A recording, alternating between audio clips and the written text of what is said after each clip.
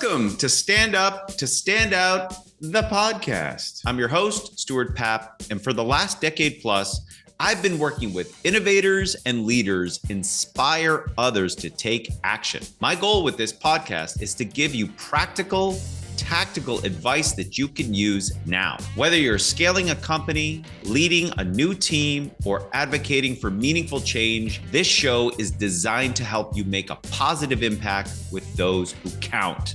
So let's learn together and have some fun along the way. Let's get to it. Well, I am so thrilled to have Matt Abrams on the show. So Matt Abrams is a passionate, collaborative, innovative educator, coach, and podcast host. He's the author of Speaking Up Without Freaking Out, 50 Techniques for Confident, Calm, and Competent Presenting. Nice alliteration, Matt. He's the host of Think Fast and Talk Smart, the podcast. I love this podcast. Season 4 is coming up. Some past guests of note: Robert Cialdini, author of Influence; Kelly McGonigal, who talks about anxiety. She has a phenomenal TED Talk; Andrew Huberman, who has this bonkers podcast, the Huberman Lab, and he talks about neuroscience and more tips. You should absolutely check out this podcast. And Matt also curates the nofreakingspeaking.com. It's my pleasure to have Matt Abrams on the show. Thank you, Matt. Thank you for having me here, Stuart. I'm excited for our conversation. So I want to get right to your origin story. And you tell a great story about being a 14-year-old young man and having an opportunity to do some public speaking. And, 14 those are not easy times for anybody. No. And you had this packed crowd and you had a topic, which was karate. And yes. I'll let you take it from here, Matt. But can you tell us what happened when you were trying to address the crowd and open up with a bang and things didn't go according to plan? Yeah, so it was more of a rip than a bang, but yes. So great to be with you, and nothing like starting with my most embarrassing moment ever. So thank you, Stuart. When I was younger, I was requested by a teacher to go present at a speech competition to talk about something I was passionate about then and still. I'm a big martial artist, and I wanted to start a speech on karate and the importance of karate in my life and how I could value other people with a karate kick to get people's attention. But I was so nervous that I forgot to put on my special karate uniform, karate pants that have a little extra room. So I was in my regular street clothes and I did a karate kick and literally ripped my pants from zipper to belt loop in the first 10 seconds of a 10-minute presentation. And, very few people, I think, Stuart, can look at a point in their life where at that moment it was decided what they were going to do, work on, and be passionate about. And at that moment, I learned the influence of anxiety on communication. And that's something that's motivated my research, my teaching, my writing, to try to help people feel more comfortable and confident. So as a 14-year-old boy, early on a Saturday morning, I learned my purpose, I think. Well, I love how you take it's a great story. And I think we can all relate to some part of that where we want something. I don't know what part. I hope not the ripping of the pants. But. I don't, maybe, but it's wanting something and it not going according to plan. That right. And of course it went and you managed it, you got through it. But I think the fact that it set off this path. But when did you think you fell in love with communication or speaking or just, when did that bug get you, Matt? But I'll share with you a story that really ignited my curiosity about communication. When I was about 7 or 8, my mother got frustrated with all the toys and junk that my younger brother and I had. And she said, we're going to have a garage sale. And where I grew up, every weekend, there were always garage sales around. And my mother said that, in order for us to stand out from all the other garage sales, we need to spell our garage sale signs wrong. So she instructed my brother and me to insert the letter B in the middle of garage, which ends up spelling garbage. So while everybody around us was having a garage sale, we were having a garbage sale. And we did better than anybody else in our neighborhood that weekend. And to this day, my mother attests that it's because we had a sign that stood out. I personally think people thought we were stupid and would get better deals. But the point is, at that moment, I learned that communication, wording, language, messaging can impact things. And that carried with me. Still to this day, I'm fascinated by language. In terms of speaking being easier for me than perhaps for others, with a last name that starts with the first two letters AB, in school, I was always called on to go first. It was always alphabetical order. So I really was always the first one speaking, not because I chose to, but because my last name afforded me that opportunity. And so I got very comfortable speaking off the cuff and in the moment because I was often put on the spot to do so. So those two things, I think, pointed me in the direction of being interested and more comfortable with speaking in front of others. That's a great story. And I think there's something about that, reframing the garbage or garage as garbage. But so let's get to that first topic, then impromptu speaking. How do you think about impromptu speaking for people who are terrified of it for a variety of reasons, and give them some tools to manage impromptu speaking? Yeah, speaking in the moment, if you think about it, is what we do most often. We think about speaking as these big formal presentations where we practice, we put slides together, we maybe actually ask people for feedback. But in our personal and professional lives, most of the time, we're speaking in the moment. Somebody asks a question, somebody asks you for feedback, you have to introduce somebody, you make a mistake and you have to fix it. That's mostly spontaneous speaking. So that's where we really should focus our efforts. And many of us are nervous about planned speaking. And when it comes to in the moment speaking, it can be even worse. So there are lots of things we can do to help manage anxiety, regardless of if it's spontaneous or planned. But I want to touch on what you said about a framework, a map. I am a huge proponent of structure. I think structure is critical in all communication, but especially spontaneous speaking. When you think about it, in the moment, when somebody puts you on the spot to speak, you have two fundamental tasks to deal with. You have to figure out what to say and how to say it. A structure gives you the way to say it. So it's like you open up the refrigerator and you see all these potential ingredients. The recipe tells you how to put those ingredients together. And that's what a structure does. So I have a structure. There are many structures, but I have a structure that I love. I think, Stuart, you know where I'm going with this. It's three simple questions. It's what, so what, now what?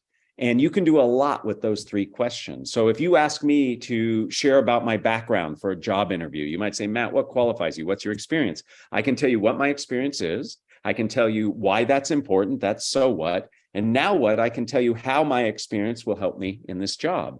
Or imagine, Stuart, at the end of this podcast, you might say, hey, you're a podcaster, give me some feedback.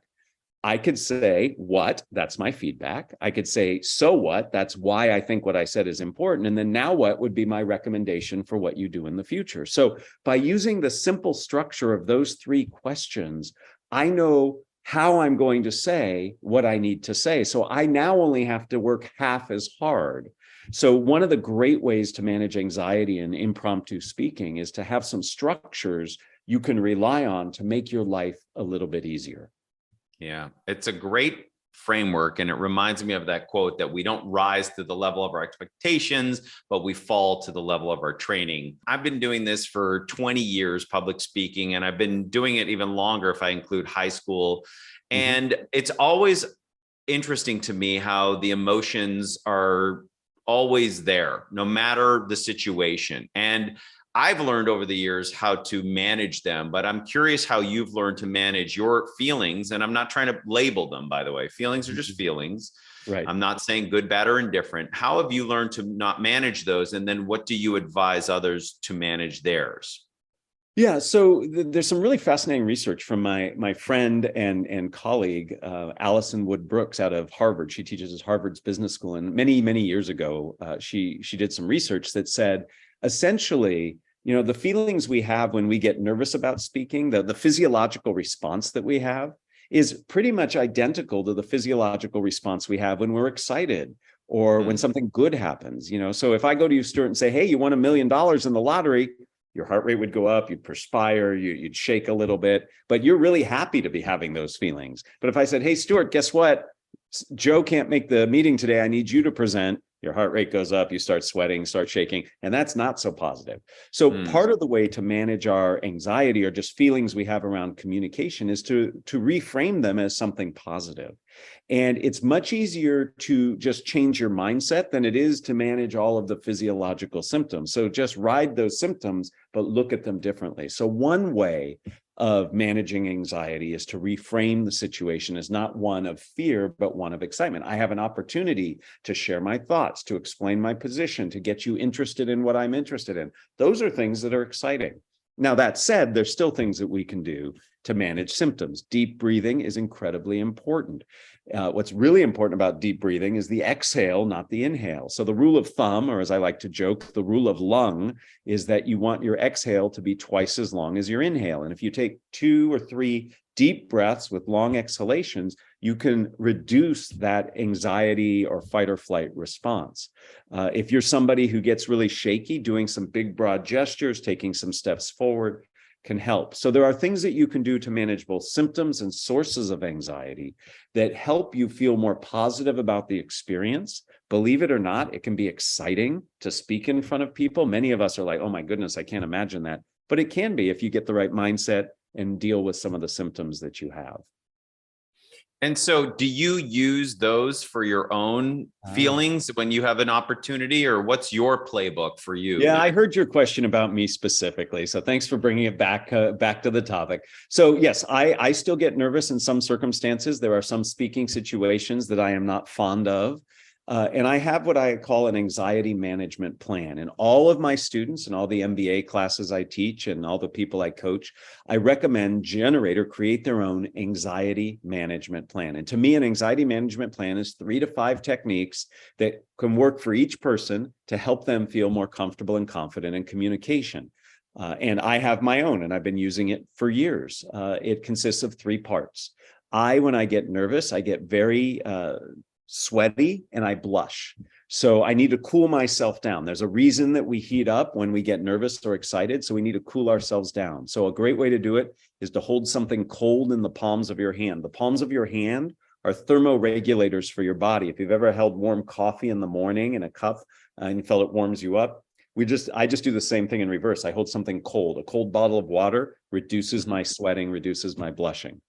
I am somebody who can live in the future. I'm always thinking about what's next or where I need to take my audience. And I can get nervous about what might happen in the future. So I need to get myself present oriented. So the second step of my anxiety management plan, and this is going to sound silly, Stuart, but I say tongue twisters.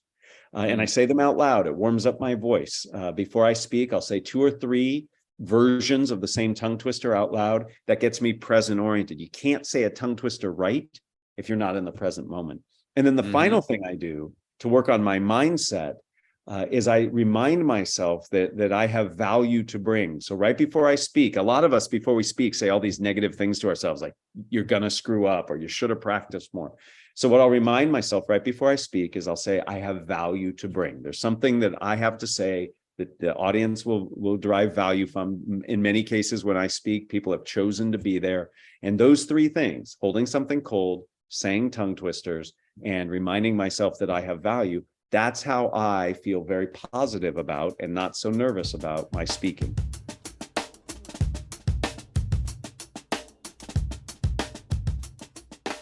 Got it. Well, that's helpful. And I like the idea of that anxiety management plan, because just by having a plan, it gives you something that you've been able to externalize what is likely not going to happen, but at least give you a toolkit to do it. What is your take on ums and uhs in public talks, and how do you advise people to deal with them if they're nervous about them? Because oftentimes people bring that issue to me and I try to unpack it for them. What's your response? Yeah, so filler words, verbal graffiti, those are things that can bother people, both audiences and communicators. The reality is that they're normal and natural for some of the reasons that you mentioned. They are a way of thinking and demonstrating we're thinking. Actually, some really interesting research showed with young children, and I know you have some young kids, that it actually is a way of signaling to kids as they're learning language that what's about to follow is something they should pay attention to. So the is sort of a warm up to say, hey, you should focus. Now, obviously, if filler words become distracting, there's so many that they take our attention away, they divert our attention from what's being said, then that's a problem. The rule of nonverbal presence, how you show up, is your nonverbal presence should not distract from what it is you're trying to say. So if I have too many filler words, then I have to be careful. And let's be clear, some is normal and natural. In fact, screenwriters who write for television plays and movies, they will build in filler words into the dialogue so it sounds normal, right? If somebody speaks eloquently, perfectly, no pauses, that doesn't sound real. So it's not having some, it's having too many that's the issue. And there are two fundamental kinds. They're the filler words that happen within what you're saying, and then they're the ones that happen between what you're saying. So I finish one thought, and then I start the next thought. And it is those between phrase or between sentence filler words that really stand out and turns out really bother people. So to get rid of them, two suggestions. One, they're tools that can help. You can't change something you do not know you're doing. And what you were talking about is that buster role that Toastmasters have that count or raise a hand every time you say one. There are apps that can do that. There's an app I like. It's called Say It Like So. You have to pay a couple bucks for it. And it uses your phone's microphone to record and document every time you say a filler word. So you become aware, it notifies you. There's one that works for virtual communication, plugs into like Zoom or Team or Meet. It's called Poised, POISED.com. That one's currently free. And that will tell you when you're in the midst of these virtual meetings. So it's an awareness building is the first step. And then the second step is to really monitor your breathing. We often finish sentences still having air in our lungs. And when we have air in our lungs, we will often expel that air and say or oh or so. So if you train yourself to end your phrases out of breath without getting quiet, I call this landing a phrase, then you actually are out of breath and have to inhale before you can speak again. And you can't say oh, like, so, anything like that without breath. So if you land a phrase as I'm doing right now, I have to inhale and then speak my next phrase. I eliminate or severely reduce those filler words. So there's some practical breathing, speaking exercises you can do, but that only follows the awareness building. So again, it's not about eradicating them. It is about reducing them so they do not distract your audience. Well said.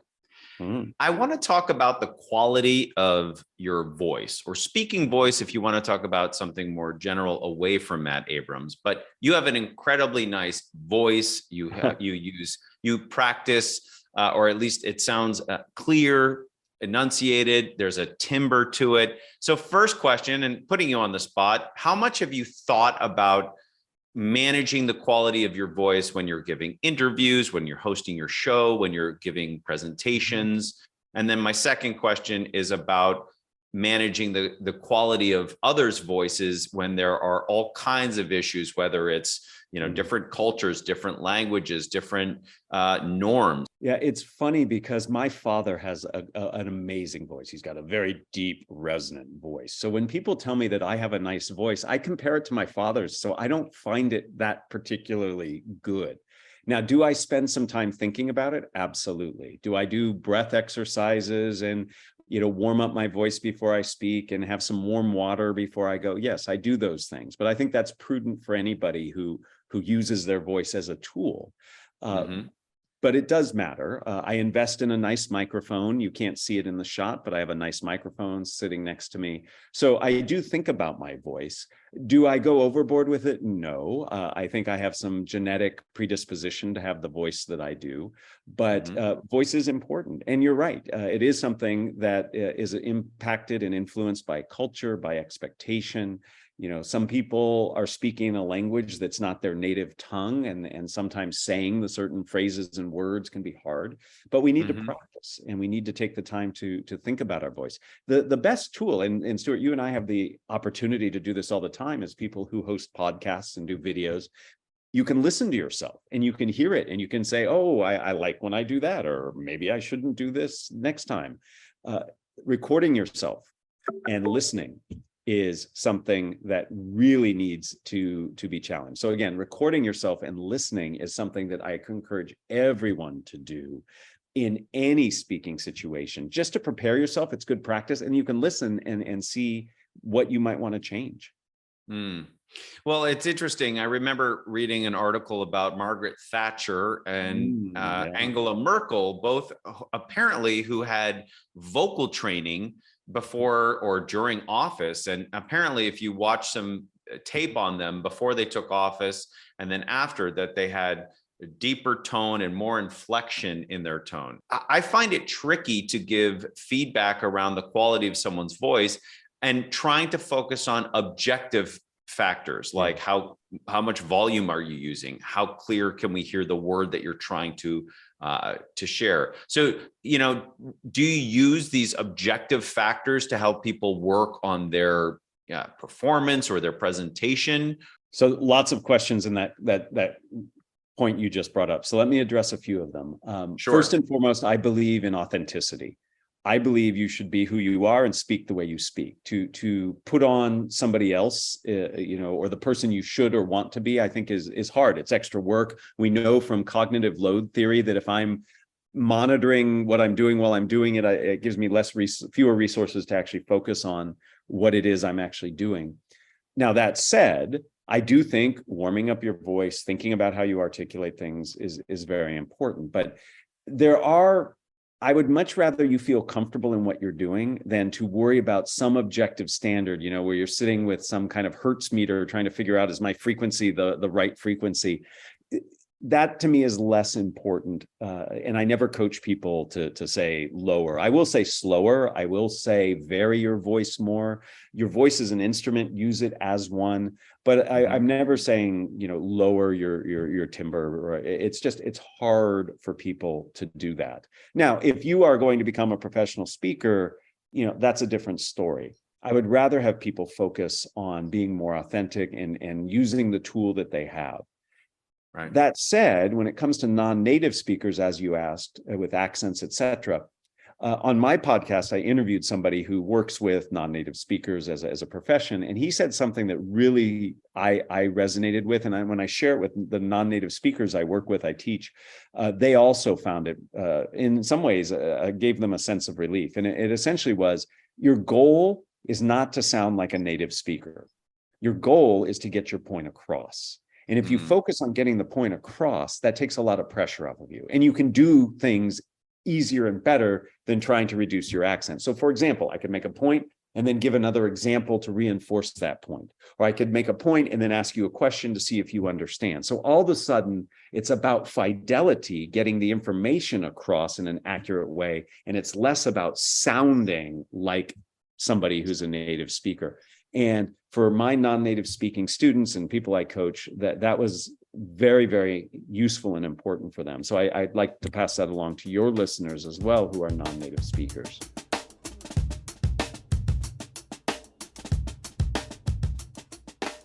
Excellent. One question I get often is people are really managing anxiety around getting questions, especially from senior leaders, when they feel like they may not have an appropriate response, and it just terrifies them. How can I be prepared? So how do you coach people to respond in situations where they may be presenting on topics X, Y, and Z, and they may get questions about everything else that they did cover? And there has to be some way to approach it. What's your approach to that? So there are three things I think about when I talk to people about this issue. First is you do have to prepare for Q&A. You would prepare for a formal presentation. You should prepare for Q&A. The way you prepare for Q&A is like you should prepare for any kind of communication. Really think about your audience and what's important to them and what they likely will need to know. The biggest mistake people make in their communication is they start from saying, here's what I want to say, rather than what do you need to hear. And so first and foremost, think about what the audience might ask and then prepare yourself to answer it. Now, that does not mean memorizing and having lists and lists of information. It means thinking about, given what I'm saying, what is likely to be important for these people, and then thinking through what questions might they ask, and maybe finding some ancillary supporting research, information, evidence that you could bring. So it's not about pulling your hair out and really stressing over it. It's about being pragmatic and planning. When a question like that comes in, it's important to give yourself some time. And the best way I know to give yourself some time is to paraphrase. Paraphrasing, I think, is one of the most important and useful communication skills. And when I say paraphrase, I don't mean do what a 5-year-old does, which is just parrot back what you say. It's distilled down the key essence of what's being asked. It does several things for you. First, it makes the person who asked the question feel validated because you've just demonstrated, I listened, or at least I tried to listen to you. And then it also validates the accuracy of what you understood. No sense answering a question you were not asked. So it's a fidelity check. Somebody could say, no, what I really meant was this. The cool thing about paraphrasing is it is a lower order cognitive skill. What that means is essentially that we don't have to use a lot of our horsepower, our mental horsepower, to paraphrase. So part of us brain can be thinking about and planning our answer. So we have to prepare. When the question comes in, we need to do paraphrasing to buy ourselves a little bit of time. And then the last is, if you don't know the answer, just say, I don't know. And then immediately follow it up with, here's what I'm going to do to find out. And if you have an inkling or a hunch as what the answer might be, say that. So you might say, I don't know the answer. I'm going to go ask my friend Stuart. He's going to give me a lot of information. I'll get back to you in 24 hours. My hunch is this is where it's going to be.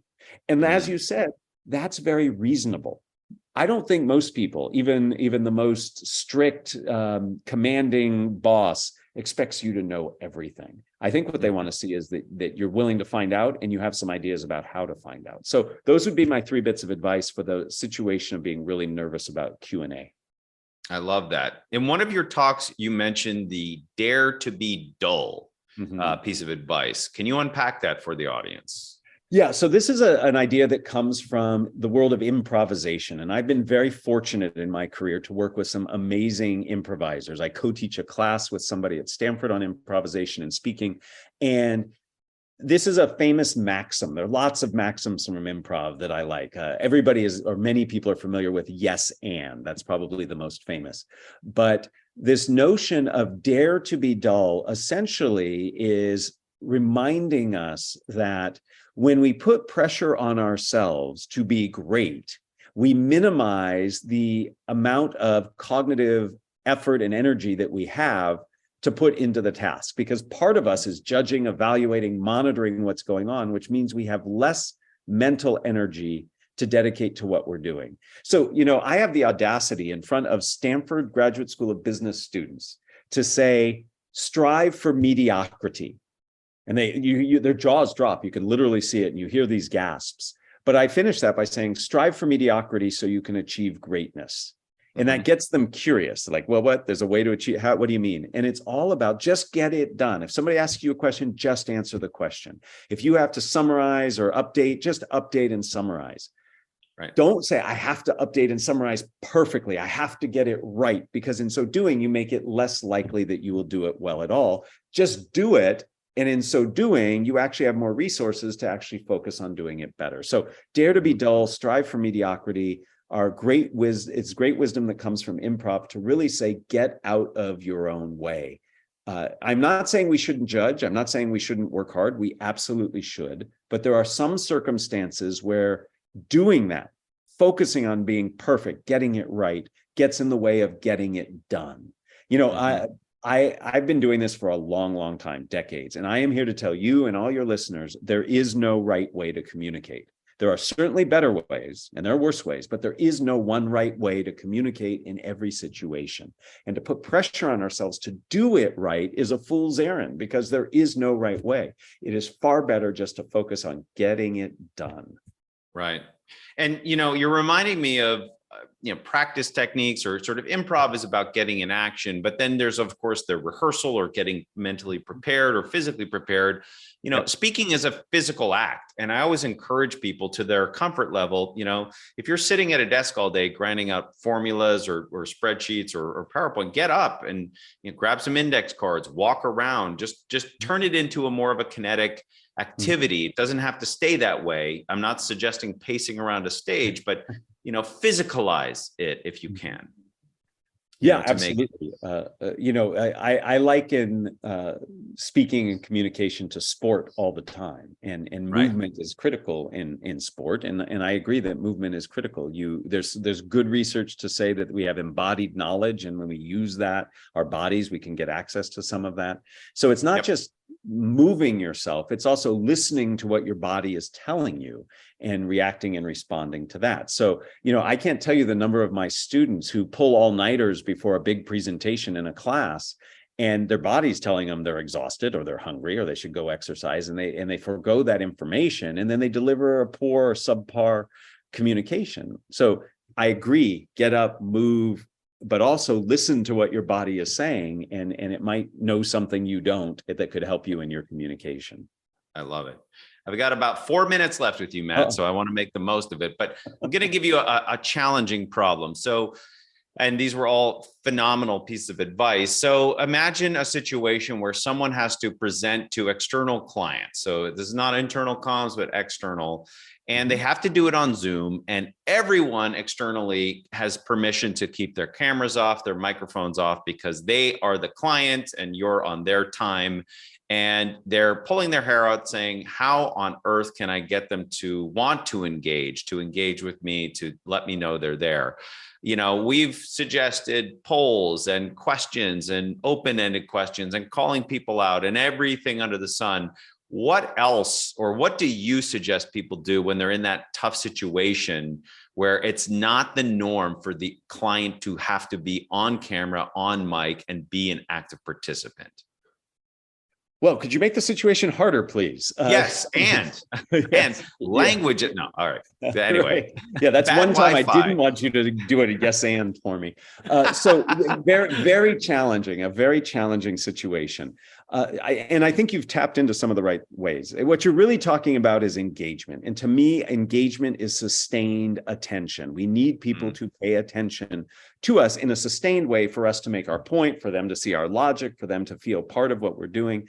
And all of the circumstances you've described in this question are working against engagement. So there are three major ways I teach people to engage. There are physical, mental, and linguistic ways. So I'm going to rattle off a few of these, and some you've mentioned, but these can help. Before I get into these three, I would also suggest that how your meeting invite is worded and the expectations you set in that meeting invite is part of getting people engaged. Most of us don't spend any time thinking about our meeting invite. We put the URL to the Zoom or the Team or the Meet, and we give it some name and send it out. But if you in the invite say, I'm really excited to meet with you, here are the things that I believe you'll take away from this. So you start explaining the relevance and salience even before you speak. People might lean in more. They might be prepared to listen more because they see that there's value to come. So part of it is expectation setting. And that expectation setting starts before the Zoom starts. It starts in how you invite people, that what you call the meeting, what you put in the meeting invite. The three types of engagement, once you get things going: physical engagement, you rattled off a bunch of these.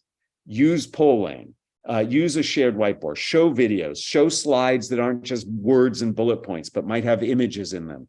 Get people to see and experience something, because where their body goes, their mind will follow. So have an experience for people. If you ask people to do something physically, you must respond to what you do. I cannot tell you the number of people I see who take a poll. First, they don't tell people how to respond to the poll. So they'll just say, how many of you had breakfast this morning? And then nobody responds. Well, you didn't tell them how. Type it into the chat. Use a reactions button. Click on this here. And then once people respond to the poll, you have to comment on it. Oh, that's half of you, or that's more than I thought, or some kind of feedback, because that rewards that engagement. If you don't reward the engagement, people feel tricked, and then they're less likely to engage. So you have physical engagement that you must comment on once you get people to do it. The second type of engagement is mental, cognitive. And this is where asking questions, even if they're rhetorical, where you don't expect an answer, can make a huge difference.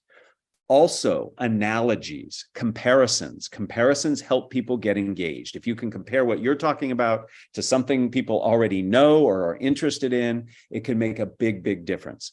You must be careful culturally, though, with comparisons, analogies, and metaphors, because sometimes it doesn't translate. I make this point in all of my MBA classes. In American business, we use a tremendous number of sports analogies, which is great if you know those sports. It's a slam dunk, push it across the goal line. But if you don't know the sport, you lose out. I had a student who proved this point in the opposite. In the middle of his speech, he gave an analogy to the game of cricket. And that's what he heard in the entire class. Nobody knew what the hell he was talking about. And he stopped and he said, that's how I feel when all of you use analogies to American football. So Smart. Analogies are powerful. So we've got mental engagement, we've got physical engagement, and the final kind is linguistic engagement, language. Two types of language I want to talk about. Inclusive language, use people's names, use the word you. Ever since we were little kids, we were taught that when you hear the word you should pay attention. Similarly, use time traveling language. I can take you into the future, imagine, what if, picture this. When I say those things, you see it, you're engaged. Or I can take you into the past, think back to when, remember when. That takes you into the past. You see it in your mind's eye, you're engaged. So the situation you described is really hard, but if you prepare people by expectation setting in advance and use a variety of physical, mental, and linguistic engagement, I think you have a chance of getting them involved. Wow. All right. Well, to honor the time constraints, I want to thank Matt Abrams. Phenomenal piece of advice. This was really just a pleasure. And I could talk to you for another few hours, but I'm going to let you go. You should check out nofreakingspeaking.com. You should also subscribe to Think Fast, Talk Smart. Did I get that right? You got it right. The podcast, please do. Which is amazing. Check out his book. And I think the best place to go, Matt, is to nofreakingspeaking.com. Is that correct? That's right. And I'm a big user of LinkedIn. If you're on LinkedIn, feel free to link in with me. Thanks for listening to the Stand Up to Stand Out, the podcast. If you're enjoying the show, I urge you to check out influencedna.co and find the podcast page where you can find show notes, links to the guests, extra resources, and a whole lot more. Also, you can subscribe on YouTube, Spotify, Apple Podcasts, and make sure to sign up for our mailing list. If you have questions about the show or comments about how we can improve it, drop us a line. I will read every single message. That's podcast@influencedna.co. If you like what you heard, I'd say leave us a 5-star review. And if you hated what you heard, leave us a 6-star review. Either way, we're not stopping. See you on the next show.